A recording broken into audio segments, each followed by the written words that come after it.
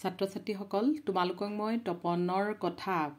পাঠ নং 7 এইটো পাঠ পঢ়াইছিলোঁ ন এতিয়া পঢ়ালোঁ ভিডিঅ'টো দিয়া অলপ দেৰি হৈছে পিছৰ নেক্সট ভিডিঅ'টো এতিয়া চোৱা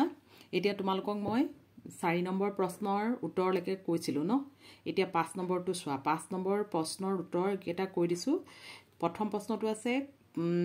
তপন আৰু ঋতুৰাজৰ মাজত কোনটো চৰিত্ৰ তোমাৰ বেছি ভাল লাগিল আৰু কিয় উত্তৰটো চোৱা ঋতুৰাজৰ চৰিত্ৰটো মোৰ বেছি ভাল লাগিল কাৰণ সি নম্ৰ ভদ্ৰ আৰু আত্মত্যাগী আছিলে হয়নে ঋতুৰাজক যেনেকৈ শিকাইছিলে তপনে তেনেকৈ শিকা নাছিলে জানো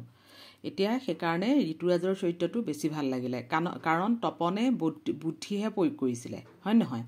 এতিয়া উত্তৰটো কি হ'ব ঋতুৰাজৰ চৰিত্ৰটো মোৰ বেছি ভাল লাগিল কাৰণ সি নম্ৰ ভদ্ৰ আৰু আত্মত্যাগী আছিল খ নম্বৰটো চোৱা তপনে ঋতুৰাজক ভদ্ৰ মানুহৰ আচৰণৰ দুটা উদাহৰণ দিছিল সেই উদাহৰণ দুটাৰ লগত তুমি একমত হয়নে যদি হয় কিয় হয় আৰু যদি নহয় কিয় নহয় এতিয়া খ নম্বৰটো চোৱা হয় মই একমত কাৰণ মানুহে যদি সদায় আনৰ প্ৰতি সহায় মৰম ভালপোৱা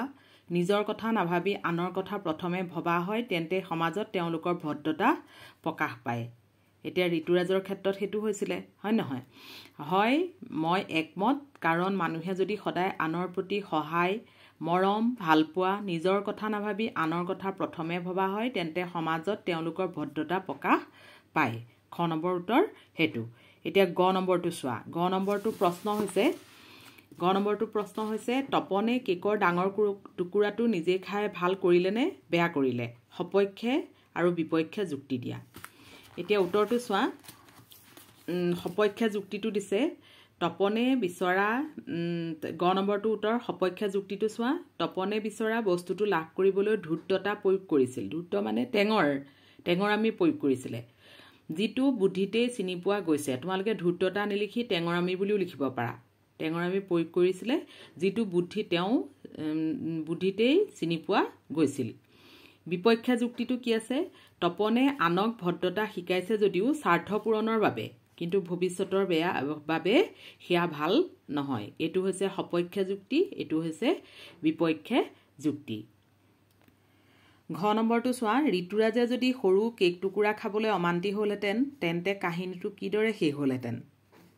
উত্তৰটো চোৱা ঋতুৰাজে যদি সৰু কেক টুকুৰা খাবলৈ অমান্তি হ'লহেঁতেন তেতিয়া হয়তো তপনে নিজৰ কৌশল বুদ্ধিত সফল নহ'লহেঁতেন তেতিয়া হয়তো সিহঁতৰ মাজত মনোমালিন্য হ'ল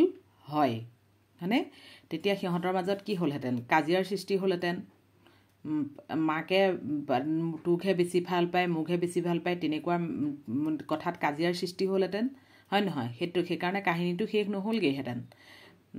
এতিয়া সেইকাৰণে এইটোৰ উত্তৰত কোৱা হৈছে ঋতুৰাজে যদি সৰু কেক টুকুৰা খাবলৈ অমান্তি হ'লহেঁতেন তেতিয়া হয়তো তপনে নিজৰ কৌশল বুদ্ধিত সফল নহ'লহেঁতেন তেতিয়া হয়তো সিহঁতৰ মাজত মনোমালিন্য হ'ল হয় 6 নম্বৰটো চোৱা কোনে কাক আৰু কিয় কৈছিল লিখা ক নম্বৰটো চোৱা ইয়াত দুটুকুৰা কেক আছে অলপ পাছত উলিয়াই লৈ ঋতু আৰু তই খাবি ডাঙৰ টুকুৰা ঋতুক দিবি উত্তৰটো 6 নম্বৰ কটো উত্তৰটো চোৱা তপনৰ মাকে তপনক কৈছিল কোনে কাক কিয় কৈছিল বুলি সোধা নাই জানো তপনৰ মাকে তপনক কৈছিল কিয় কৈছিলে এতিয়া কাৰণ ঋতুৰাজক তপনৰ মাকে তপনতকৈ বয়সত সৰু বাবে বেছি মৰম কৰিছিল সেইটো কাৰণে তাক ডাঙৰ টুকুৰা দিবলৈ কৈছিলে হয়নে এতিয়া খ নম্বৰটো চোৱা খ নম্বৰটো কি দিয়া আছে তই সঁচাকৈ বৰ ভদ্ৰ ল'ৰা তোৰ নিচিনা ল'ৰাক আমাৰ জোচেফ ছাৰে বৰ ভাল পাব এতিয়া এইটোৰ উত্তৰ হৈছে তপনে ঋতুৰাজক কৈছিলে এইষাৰ কথা কোনে কৈছিলে তপনে ঋতুৰাজক কৈছিল কাৰণ তপনে নিজৰ স্বাৰ্থ পূৰণ কৰিবলৈ ভদ্ৰতাৰ প্ৰশংসা কৰিছিল নিজৰ স্বাৰ্থ পূৰণ কৰিবৰ কাৰণে ভদ্ৰতাৰ প্ৰশংসা কৰিছিল এতিয়া 7 নম্বৰটো চোৱা 7 নম্বৰটো ঋতুৰাজ ঘৰলৈ আহিলে কি কাৰণত তপনৰ ভাল লাগে আৰু বেয়া লাগে কাৰণবোৰ তলত দিয়া তালিকাখনত লিখা এতিয়া মই এইখিনি লিখি থৈছোঁ চোৱা ভাল লগাৰ কাৰণ হৈছে তপনে ঋতুৰাজৰ লগত কথা পাতিব পাৰে ফুৰিবলৈ পাৰে ঘৰত কেৰম আৰু লুডু খেলিবলৈ পাৰে বাবে তাৰ লগ হয় সেইকাৰণে ভাল লাগে তাৰ বেয়া লগাৰ কাৰণ হৈছে তপনৰ মাকে ঋতুৰাজ বহুদিনৰ মূৰত সিহঁতৰ ঘৰত অহা বাবে আৰু বয়সত তপনতকৈ সৰু বাবে তাক সকলো খোৱা বস্তু বেছিকৈ দিয়াৰ কাৰণে সেইটো কাৰণে তাৰ বেয়া লাগে এতিয়া ভাষা অধ্যয়নটোলে চোৱা ৮ নম্বৰৰ প্ৰশ্নটো চোৱা ক অংশৰ শব্দবোৰৰ লগত খ অংশৰ নিৰ্দিষ্টতাবাচক প্ৰত্যয়বোৰ আঁচটানি মিলোৱা নিৰ্দিষ্টতাবাচক মানে নিৰ্দিষ্টকে বুজোৱা হয়নে নিৰ্দিষ্ট যিকোনো এটা বস্তু নিৰ্দিষ্টকে বুজোৱাটোক বুজায় এতিয়া চোৱা ক অংশ খ অংশ মানুহ জন হ'ব নিৰ্দিষ্টকে বুজাইছে হয়নে পাত খিলা ছোৱালী জনী বেঞ্চ খন পেন্সিল টুকুৰা কেক টুকুৰা হ'ব পেন্সিল ডাল পেন্সিলখন নহয় পেন্সিল ডাল কেক টুকুৰা ঘৰ টু এয়া মই মিলাই থৈছোঁ তোমালোকক মই কৈ দিছোঁ তেনেকৈ লিখিবা এতিয়া জানো আহাটোত চোৱা তপনে কেক টুকুৰা খালে এতিয়া ইয়াত আমি বিভক্তি চাম এতিয়া বিভক্তি কাক বোলে বুজি পাম এতিয়া এই বাক্যটোত তপন শব্দটো তপনে কাৰ আহিছেনে তপনে কেক টুকুৰা খালে যোগ হৈ তপনে শব্দটো গঠন হৈছে হয়নে চিনটো যোগ হোৱাৰ বাবে তপন শব্দটোৰ ক্ৰিয়াৰ লগত সম্বন্ধ স্থাপন হৈছে বাক্য এটা পদৰ লগত আন পদৰ সংগতি স্থাপনকে বিভক্তি বোলে এতিয়া বিভক্তি কাক বোলে বাক্য এটাৰ পদৰ লগত আন পদৰ সংগতি স্থাপনকে বিভক্তি বোলে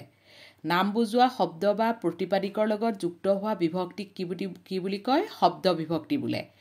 ই 7 প্ৰকাৰৰ এই বিভক্তিবোৰ চিনৰ সৈতে তলৰ তালিকাখনত দিয়া হ'ল এতিয়া চোৱা ইয়াত উদাহৰণ দি দিছে মূল শব্দটো দি দিছে তাৰপিছত যোগ হোৱা বিভক্তিৰ চিন দিছে আৰু বিভক্তিৰ চিনবোৰ দিছে প্ৰথমা বিভক্তি শব্দ বিভক্তি এতিয়া কেইটা আছে প্ৰথমা দ্বিতীয়া তৃতীয়া চতুৰ্থী পঞ্চমী ষষ্ঠী সপ্তমী এতিয়া উদাহৰণত দিছে চোৱা তপনে ঋতুক কথাটো ক'লে এতিয়া তপনে বুলি আহিছে দেখিছেনে মূল শব্দটো কোনটো তপন যোগ হোৱা বিভক্তিৰ চিনটো কি আহিছে বিভক্তিৰ চিন হয়নে হৈছে এইটোৰ প্ৰথমা বিভক্তিৰ চিন দ্বিতীয় বিভক্তিৰ চিন কোনখিনি অক এতিয়া তপনৰ মাকে ঋতুক আছে দেখিছেনে বেছি মৰম কৰে ঋতু এতিয়া মূল শব্দটো কোনটো ঋতুক যোগ হোৱা চিন বিভক্তিৰ চিন এতিয়া কটো হৈছে দ্বিতীয় বিভক্তিৰ চিন তৃতীয় বিভক্তিৰ চিন কোনটো সিহঁতে খিৰিকীৰে বাহিৰলৈ চালে খিৰিকীৰে বাহিৰলৈ চালে এতিয়া মূল শব্দটো কোনটো খিৰিকী যোগ হোৱা বিভক্তিৰ চিনটো কোনটো এতিয়া বিভক্তিৰ চিনবোৰ কি ইয়াৰ তৃতীয় বিভক্তিৰ চিন কোনটো এৰে দি দ্বাৰা তাৰমানে কাৰোবাৰ দ্বাৰা দেখিছানে বুলি আছে এৰে দি হয়নে খিৰিকীৰে দি দ্বাৰা এনেকুৱাবিলাক যেতিয়া তাত চিন আহিব সেইটো হৈছে তৃতীয় বিভক্তিৰ চিন চতুৰ্থী বিভক্তি হৈছে ঋতুৰাজ ধুবুৰীলৈ গৈছিল ধুবুৰী মূল শব্দটো কোনটো ধুবুৰী যোগ হোৱা চিনটো কোনটো লৈ এতিয়া চতুৰ্থ বিভক্তিৰ চিন কোনটো অলৈ হয়নে লৈ পঞ্চমী বিভক্তি তপনহঁতে মেজৰ পৰা বস্তুটো ল'লে পৰা হয়নে পৰা এতিয়া মূল শব্দ মেজ যোগ হোৱা চিন কি পৰা বিভক্তিৰ চিন কি হ'ব পৰা ষষ্ঠী সিহঁতৰ ঘৰত কোন কোন আছে আহিছে দেখিছানে মূল শব্দ কোনটো সিহঁত যোগ হোৱা চিন কোনটো এতিয়া বিভক্তিৰ চিন কোনটো হ'ব সপ্তমী পথাৰত গৰুবোৰ চৰি আছে ইয়াত চিনটো কোনটো আহিছে এতিয়া মূল শব্দটো কোনটো পথাৰ যোগ হোৱা বিভক্তিৰ চিনটো আহিছে বিভক্তি কোনটো হ'ব এতিয়া সপ্তমী বিভক্তিৰ চিন কোনটো হ'ব বুজি পাইছা নিশ্চয় এইবিলাক হৈছে বিভক্তিৰ চিন তলত দিয়া বাক্যকেইটাৰ আঁচ দিয়া পদবোৰত কি বিভক্তিৰ কি চিন ব্যৱহাৰ হৈছে লিখা এতিয়া বিমানে অমল আৰু দীপুৰ সৈতে খেলপথাৰখন পৰিষ্কাৰ কৰিলে এতিয়া ইয়াত আহিছে এটো হৈছে প্ৰথমা বিভক্তি হয়নে এইটো হৈছে প্ৰথমা বিভক্তি এতিয়া খেলপথাৰখনত সিহঁতে ফুটবল খেলে ইয়াত দুটা বিভক্তি আছে দেখিছেনে খনত খেলপথাৰখনত তটো কোনটো বিভক্তি আছিলে সপ্তমী বিভক্তি এইটো সপ্তমী বিভক্তি আহিছে আকৌ সিহঁতে বুলি কওঁতে কোনটো আহিছে প্ৰথমা বিভক্তি এতিয়া আহিছে ইয়াত দুটা আছে বিভক্তি সপ্তমী বিভক্তি আছে আৰু প্ৰথমা বিভক্তি আছে গধূলি সময়ত সিহঁত ঘৰলৈ উভতি আহিল এতিয়া গধূলি সময়ত আকৌ ইয়াত আহিছে তটো কি আছিলে সপ্তমী বিভক্তি সিহঁত ঘৰলৈ লৈটো হৈছে লৈটো কোনটো বিভক্তি আছিলে চতুৰ্থী বিভক্তি ঋতুৰাজ ধুবুৰীলৈ গৈছিল ইয়াত যে পাইছিলোঁ এতিয়া লৈটো হৈছে কি ঘৰলৈ বুলি আহোঁতে এইটো হৈছে চতুৰ্থী বিভক্তি এইকেইটা হৈছে বিভক্তিৰ চিন এতিয়া 10 নম্বৰটো তোমালোকক নিজে কৰিবলৈ দিছে তোমাৰ ঘৰলৈ তোমাৰ বন্ধু বা আত্মীয় আহিলে তুমি কিদৰে ঘৰৰ মানুহক সহায় কৰা কোৱা আৰু লিখা সেইখিনি তোমাৰ নিজক ক'বলৈ কৈছে বুজি পাইছা নিজকে ক'বলৈ কৈছে তোমাৰ কেনেকৈ সহায় হয় বন্ধু আহিলে তুমি কিমান ভাল পোৱা আলহী আহিলে কিমান ভাল পোৱা সেইটো লৈ পেলাই হয়নে আলহী আহিলে কিমান ভাল লাগে লাগে নে নালাগে এতিয়া সেইখিনিৰ ওপৰত তোমালোকক লিখিবলৈ দিছে 10 নম্বৰটো 11 নম্বৰটো চোৱা তপনৰ কথা গল্পটোৰ মূল কথাখিনি তলত দিয়া লিখন শৈলীত পঢ়ো আহা তপনৰ কথা চোৱা চৰিত্ৰটোৰ লিখন শৈলী তাৰমানে চুটিকে দি দিছে গল্পটোৰ মূল কথাখিনি কি যে মূল কোনখিনি হয় সেইটো দি দিছে চৰিত্ৰটোত কি আছিলে তপন ঋতুৰাজ আৰু তপনৰ মাক চৰিত্ৰ তিনিটা আছিলে হয় নহয় পটভূমিটো কি আছিলে তপনৰ মাহীয়েকৰ ল'ৰা ঋতুৰাজ কেইদিনমানৰ বাবে তপনহঁতৰ ঘৰলৈ ফুৰিবলৈ আহিছে হয়নে মূল সমস্যা কি আছিলে তপনৰ মাকে ঋতুৰাজ অহা কেইদিন ঋতুৰাজক বেছিকৈ মৰম কৰে আৰু ভালৰো ভাল বস্তুবোৰ তপনক নিদি ঋতুৰাজক দিয়ে এতিয়া সমস্যাৰ সমাধান কেনেকৈ কৰিলে তপনে বুদ্ধিৰে ডাঙৰ কেকৰ টুকুৰাটো খাবলৈ সক্ষম হয় এতিয়া তলত দিয়া গল্পটি পঢ়িবলৈ কৈছে আৰু তোমালোকক নিজে লিখিবলৈ দিছে গম পাইছানে এতিয়া নবীন আৰু গোবিন ভাই ককাই তিনিজন ভাই ককাই এদিন সিহঁতৰ মাহীয়েকে ক'লে তহঁতে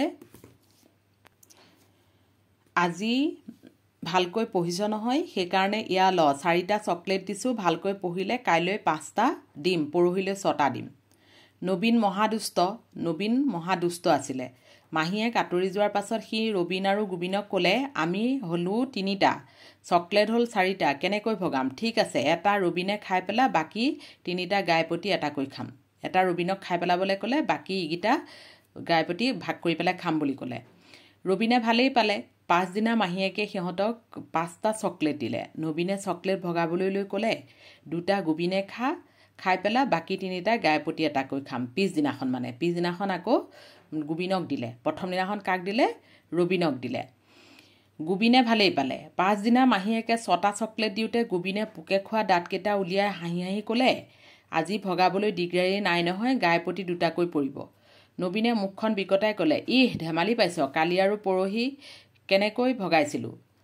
এই বুলি সি 3টা জেপত ভৰালে বাকী 3টা গাইপতি এটা এটাকৈ ভগাই ল'লে এতিয়া তাৰ ভাগত বেছিকৈ পৰিলেগৈনে নবীনৰ ভাগত বেছিকৈ পৰিলে সি বুদ্ধিৰে বল প্ৰয়োগ কৰিছে হয়নে এতিয়া ইয়াত তোমালোকক গল্পৰ নামটো লিখিবলৈ দিছে গল্পৰ নাম চৰিত্ৰটো কোন আছিলে এইটোৰ ওপৰত এইটোৰ ওপৰত লিখিবলৈ দিছে এতিয়া চৰিত্ৰ কোনকেইটা আছিলে নবীন ৰবীন গোবিন আৰু মাহীয়েক পটভূমি কি বুদ্ধিৰে বিচৰা বস্তুটো লাভ হয়নে যোনকেইটা বিচাৰিছিলে সেইকেইটা লাভ হৈছে মূল সমস্যা হৈছে 3জনৰ মাজত বেছি চকলেট হোৱাটো এতিয়া সমস্যাৰ সমাধান হৈছে এদিনকে এটা এটাকৈ বহাই দি পিছত নবীনে বুদ্ধিৰ বলত মনৰ বস্তু লাভ কৰিছে হলে এতিয়া এইটো পাঠ কমপ্লিট হৈছে তোমালোকৰ এইখিনি প্ৰকল্প কৰিবলৈ দিছে তোমালোকক নিজেই পাৰিলে কৰিবলৈ চেষ্টা কৰিবা কিতাপ আছেই তোমালোকৰ হাতত নিশ্চয় এতিয়া এইটো পাঠ কমপ্লিট কৰিছোঁ মই নেক্সট